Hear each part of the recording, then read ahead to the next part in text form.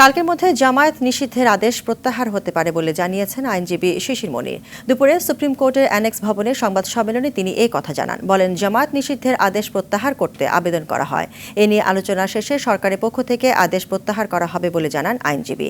তিনি বলেন, সন্ত্রাস বিরোধী আইনের ১৯ নম্বর ধারা অনুযায়ী সরকার আদেশ প্রত্যাহার করবে। নিষিদ্ধ আদেশ প্রত্যাহার হয়ে গেলে জামায়াত ইসলামী নিবন্ধন বাতিলের মামলাটি পুনরুজ্জীবিত করা হবে বলেও জানান শিশির মনির।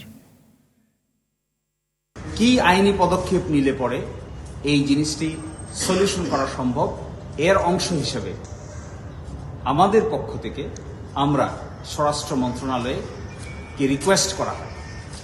এই রিকোয়েস্টের অংশ হিসেবে তারা আমাদেরকে জানিয়েছেন সকল প্রশাসনিক কর্মকাণ্ড সম্পন্ন হয়েছে।